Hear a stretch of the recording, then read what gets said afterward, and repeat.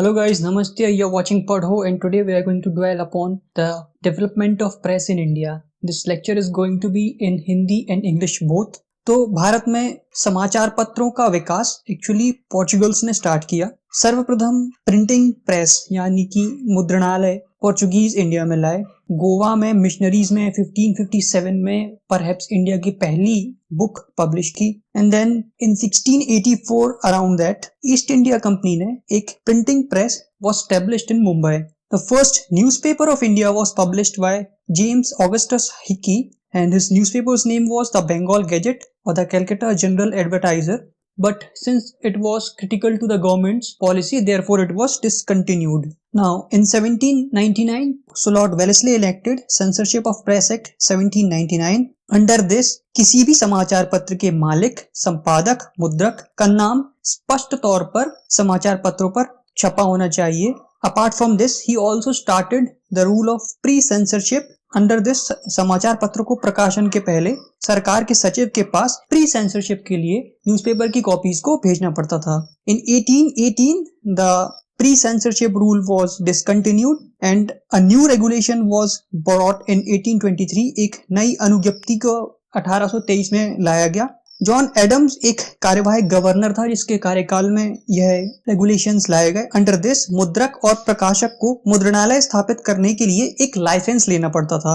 Under this the printer and the publisher has to obtain a licence from the government and thereafter they can establish the और they can start the newspaper. Licence के बिना किसी भी साहित्य को publish करने के लिए आर्थिक जुर्माना एवं दंड स्वरूप कारावास का भी प्रावधान था। And the magistrate was empowered to seize the press as well. The Governor General was also given the power to cancel the license or issue a new license. और एक इम्पोर्टेंट फैक्ट इससे संबंधित है कि राजा राम मोहन राय एक पत्रिका को पब्लिश करते थे जिसका नाम था मिरातुल अकबर, और under this licence regulations of 1823 the Miratul Akbar was discontinued. Now in 1835 Charles Metcalfe was the governor general of India. He followed a liberal policy towards Indian press, therefore he is also known as the liberator of Indian press, या इन्हें भारतीय समाचार पत्रों का मुक्तिदाता भी कहते हैं। 1835 के इस प्रेस अधिनियम के अनुसार the publisher and the printer केवल प्रकाशन के स्थान की सूचना देकर अपना काम आसानी से कर सकते थे। So they only had to mention the place of publication and all other requirements were set aside. This law was followed till 1856 and the revolt of 1857 broke out. Thereafter, a new licensing regulation was put into place as similar to the licensing regulation of 1823, but it was only meant for the purpose of 1 year. Thereafter, it was discontinued. ठीक है, in 1867, Registration Act was brought out and this Registration Act replaced Metcalfe's Act of 1835 and was regulatory in nature rather than restrictive. So this was more or less the continuation of the liberal policy of Charles Metcalfe. Under this, every book or newspaper was required to print the name of the printer and the publisher and the place of publication. Secondly, a copy was to be submitted to the local government within 1 month of the date of publication of the book. So basically it was more or less regulatory in nature and not restrictive in nature. Continuing this in Hindi, तो इस अधिनियम यानी कि 1867 के इस अधिनियम के अंदर प्रेस व समाचार पत्रों को प्रतिबंधित नहीं किया गया, rather than उनको नियमित या रेगुलेट किया गया। It was made mandatory, है अनिवार्य किया गया कि मुद्रित सामग्री पर मुद्रक, प्रकाशक तथा मुद्रण स्थान का नाम नेसेसरीली उल्लेखित हो। इसके अलावा 1 माह के भीतर किसी भी पुस्तक एंड नॉट न्यूज़पेपर की एक फ्री ऑफ कॉस्ट कॉपी सरकार को देनी पड़ती थी for the sake of record और regulation. In 1878 vernacular press act was enacted. इसके अंतर्गत क्या हुआ था, देखिए 1857 के बाद देश में समाचार पत्रों की अप्रत्याशित वृद्धि हुई।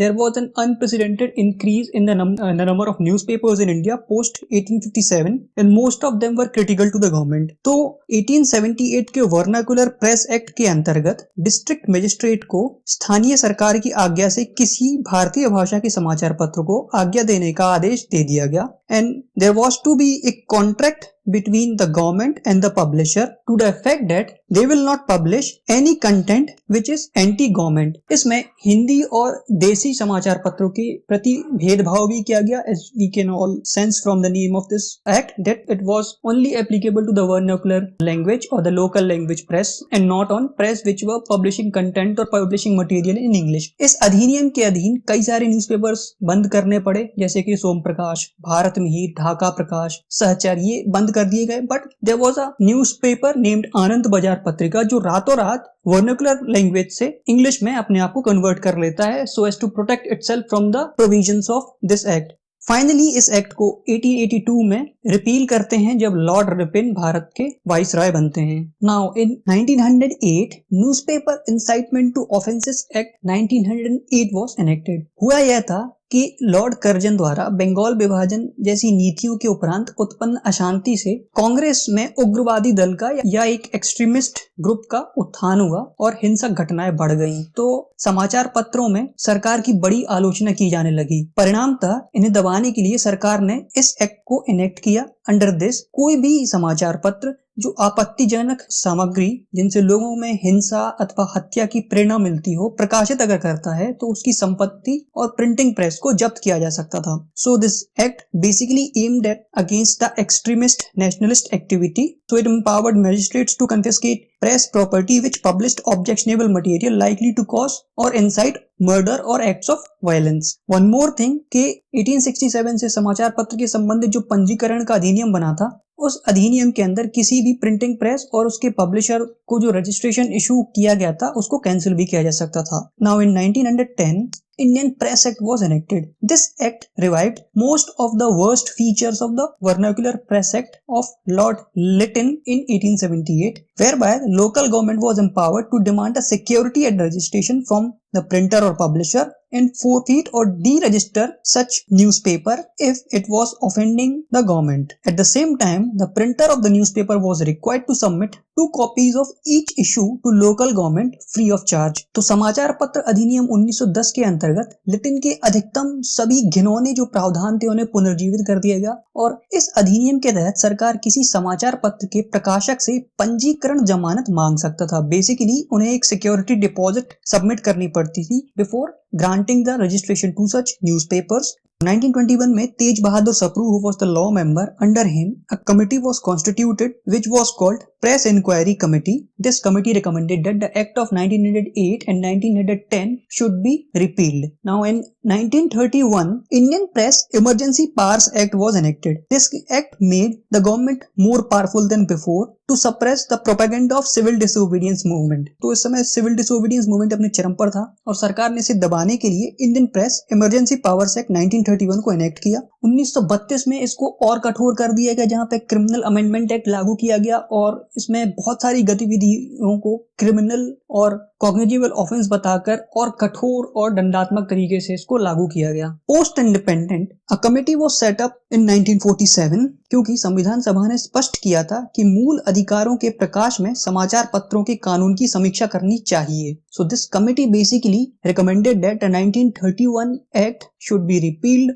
और समाचार पत्रों और पुस्तकों के पंजीकरण के अधिनियम में संशोधन करना चाहिए जिससे आईपीसी की धारा लाइक 124A and 153A में चेंजेस आए और there should be a freedom ensured to the press. Further in 1965 Press Council Act was enacted. Press परिषद अधिनियम को पारित किया गया और इस प्रेस परिषद को यह जिम्मेदारी भी दी गई कि वह भारत में समाचार पत्रों के स्तर में उन्नयन तथा उसको बनाए रखने का प्रयास करें. यह कानून लगभग 1 दशक तक चला और 1975 में जब इमरजेंसी लागू हुई तो फिर इसे निष्क्रिय कर दिया गया.